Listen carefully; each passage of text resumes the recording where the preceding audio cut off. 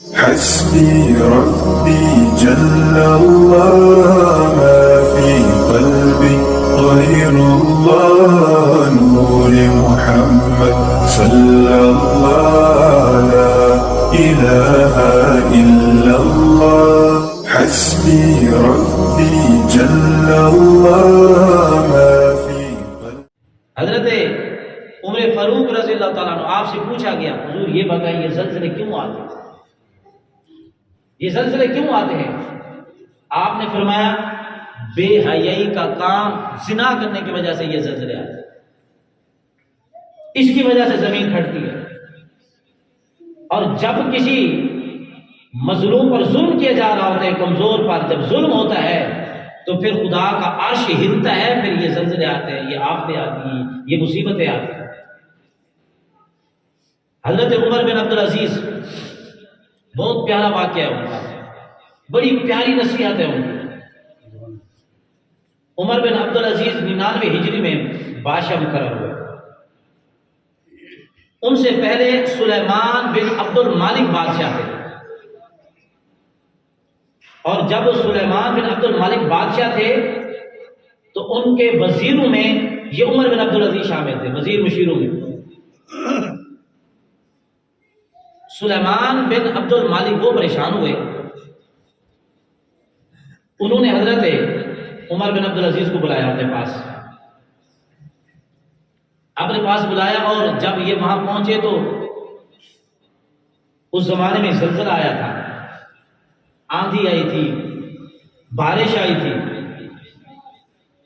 جب یہ پہنچے عمر بن عبدالعزیز تو سلیمان بن عبد المالک کانپ رہے تھے، خوف خدا کی وجہ سے رو رہے تھے، زار و قطار رو رہے تھے، کانپ رہے تھے، خوف کا اتنا غلبہ تھا، بڑے پریشان تھے۔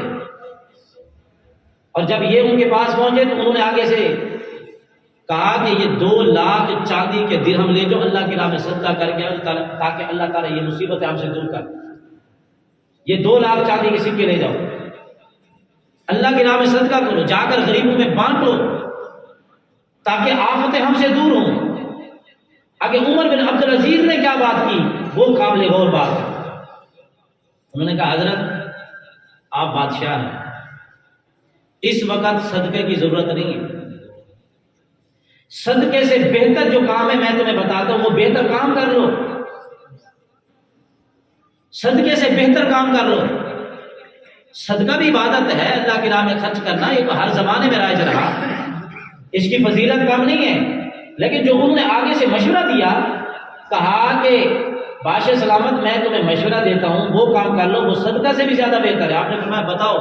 کہا یہ جو تمہارے نیچے وزیر مشیر ہے نا، ان کے پاس طاقت ہے، یہ اپنی طاقت کا ناجائز استعمال کرتے ہیں، یہ غریبوں پہ ظلم کرتے ہیں، لوگوں کی جائیدادوں پہ قبضہ کرتے ہیں، ان کی زمینوں پہ قبضہ کرتے ہیں، غریب اپنی بات آپ تک نہیں پہنچا سکتے، یہ ان کو وہاں دبا دیتے ہیں، ان غریبوں کو انصاف نہیں ملتا۔ اگر آپ غریبوں کو انصاف دلا دو، اور جو آج کے وزیر مشیر ظلم کرتے ہیں، جو اپنی طاقت کا ناجائز استعمال کرتے ہیں، لوگوں کی جائیدادوں پر زمینوں پر قبضہ کرتے ہیں، اگر لوگوں کو آپ انصاف دلا دو تو آپ کے 2 لاکھ درہم چاندی کے سکے اللہ کے راہ میں صدقہ کرنے سے یہ زیادہ بہتر ہے۔ آپ کی آنکھیں کھل گئی، یہ کیا بات ہو گئی؟ میرے وزیر مشیر ناجائز طاقت کا استعمال کرتے ہیں، سب کو جمع کیا، اعلان کروا دیا، آ جاؤ وہ لوگ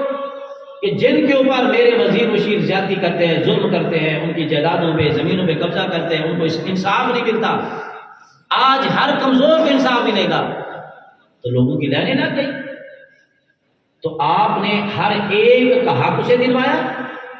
ہر ایک کمزور کو آپ نے انصاف دلوایا۔ اس کے بعد جو ہے آپ کے زمانے کے اندر ایسی خوشحالی آ گئی، ایسا جو ہے اللہ تعالیٰ نے پھر آپ کو نوازا، پھر آپ کی ساری قوم بڑی خوشحال ہو گئی۔ تو جب ایک طاقتور کسی غریب پہ ظلم کرتا ہے، جب ایک بڑے عہدے پہ بیٹھنے والا، وہ صرف جج نہیں ہے، وہ صرف سپریم کورٹ نہیں ہے، ہم کہتے ہیں سپریم کورٹ میں غلط فیصلے ہو، غلط فیصلے تو ہمارے گھروں میں بھی ہو رہے ہیں۔ جس کے اوپر جو ذمہ داری ہے، اگر آپ کے اوپر کوئی گھر کی ذمہ داری ہے، جس جگہ پر آپ فیصلہ غلط کریں گے اسی جگہ پہ آپ ناانصافی کر رہے ہیں، اسی جگہ پہ آپ زیادتی کر رہے ہیں۔ وہ غلط فیصلہ تھانے میں ہوتا ہے، وہ غلط فیصلہ چاہے عدالتوں میں ہوتا ہے، وہ غلط فیصلہ کسی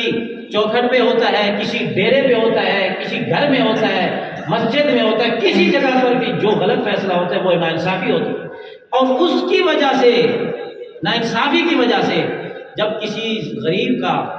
حق دبایا جاتا ہے، اس پہ جب ظلم ہوتا ہے، جب پھر وہ کسی کا کچھ بگاڑ تو سکتا نہیں ہے، غریب ہے، وہ کمزور ہے،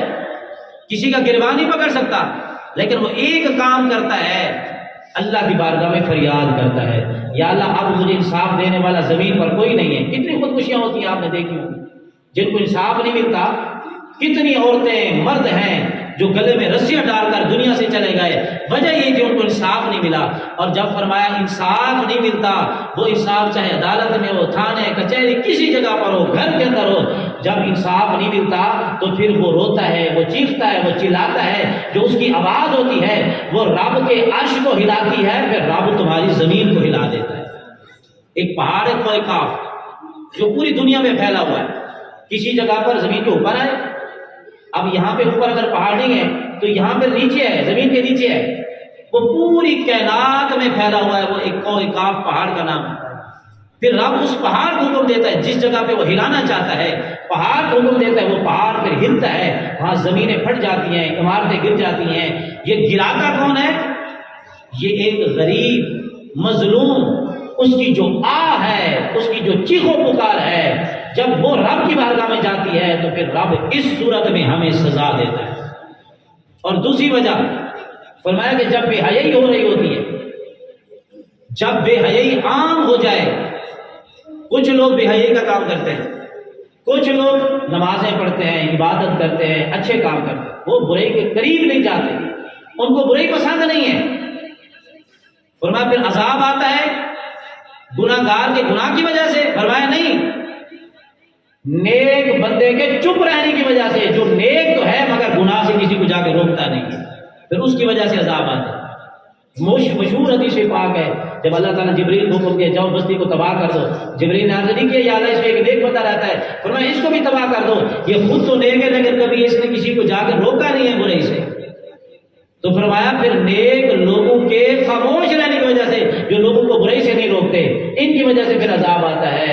غریب کی آہ نکلنے کی وجہ سے عذاب آتا ہے، مظلوم کی سسکیاں نکلنے کی وجہ سے عذاب آتا ہے، جب انصاف کسی کو نہ ملے، وہ روئے چیخے چلائے، رب کا عرش ہل جاتا ہے، اس وجہ سے یہ عذاب آتا ہے۔ فرمایا بڑا عذاب تو بعد میں آئے گا، یہ جھلکیاں آتی ہیں، اس کو دیکھ کر توبہ کر لو، اس اللہ کی سرزمین پر خدا اس کے رسول کی اطاعت کرو، انصاف کیا کرو، کسی پہ ظلم نہ کیا کرو، زیادتی نہ کی کرو، تاکہ اس بڑے عذاب سے پہلے سدھر جاؤ، ورنہ اس کے بعد کسی کو سدھرنے کا موقع نہیں دیا جائے گا۔ اللہ تعالیٰ ہم سب کو دنیا و آخرت کی بھلائی دے۔